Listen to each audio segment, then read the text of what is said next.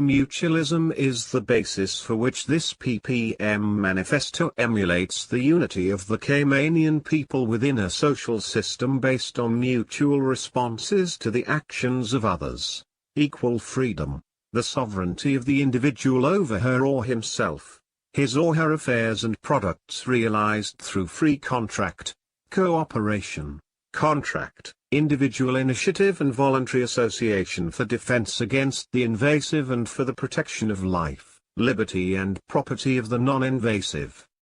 Welcome to my manifesto for West Bay North. Represent, participate, build. ppm.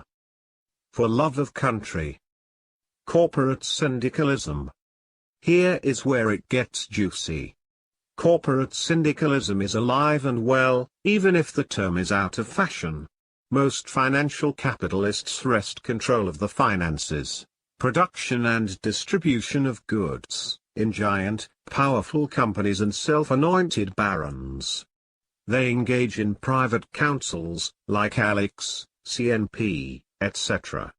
to influence politics, politicians, run projects to accomplish their ends and fund ongoing programs to pay for, fund and to plot their moves and projects. All of which derive from the sorts of things syndicates can do. Corporate socialism. This makes their socialism fit the Marxist definition even more than social democracies that try to enable individual initiative and free people to start businesses and run them independently. Corporate syndicates create a kind of private socialism where free enterprise becomes little more than a kind of free-for-all freebooting, governed entirely for the profit motive of the few. National syndicalism and corporatism. Specifically, the Falangist variant of national syndicalism. A state can implement both systems. 1. Syndicalism is the middleman in between socialism and corporatism. Like corporatism, it forms interests groups to interact with the government, but unlike corporatism, those interests groups are made solely of workers, and not workers and employers like in corporatism. In Falangism, syndicates were created for employers as well, making it extremely similar to corporatism. The main difference between the Falangist variant and a corporatist variant is that corporatism allows employers and employees to form syndicates together, since everybody is both an employer and employee to the state. One can argue that it is de facto corporatism, but it lacks a certain flexibility for its syndicates that corporatist corporations have. Corporatism is a bit more accommodating to capitalistic functions. Francoism was a shift from syndicalism to corporatism. 2. In non-Falangist national syndicalism, still not Marxist, what would you say the difference is? From what I understand, Falangist syndicalism is essentially a more social corporatism. 3. Syndicalism is a broad economic system where workers form syndicates, which are governing bodies made to represent workers.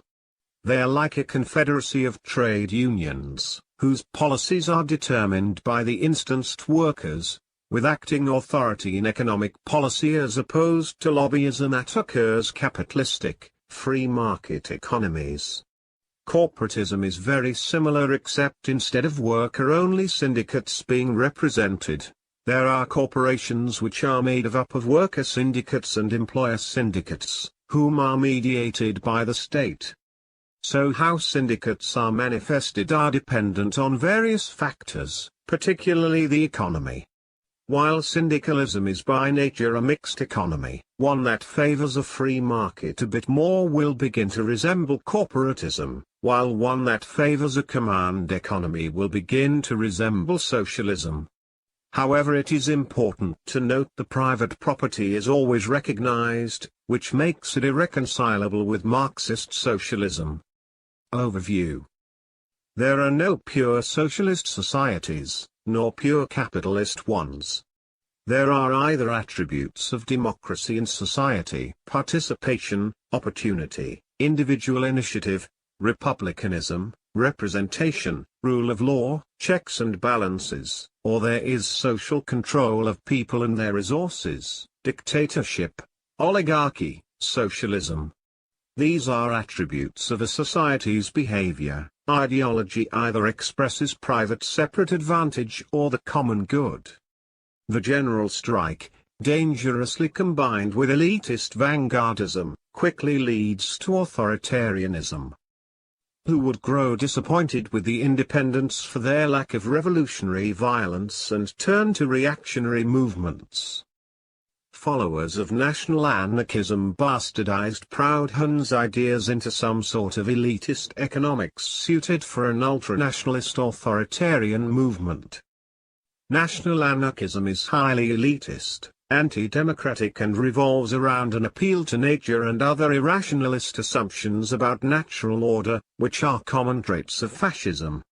Their supposed rejection of the state is laughable as they argue in favor of racially, culturally homogenic, separated communes where traditional tribal authority is the rule of law. This is obviously statist, highly authoritarian and reactionary. It's nothing more than a fancy name for traditionalist, decentralized, tribalist fascism, and it is basically decentralized ethno-nationalism.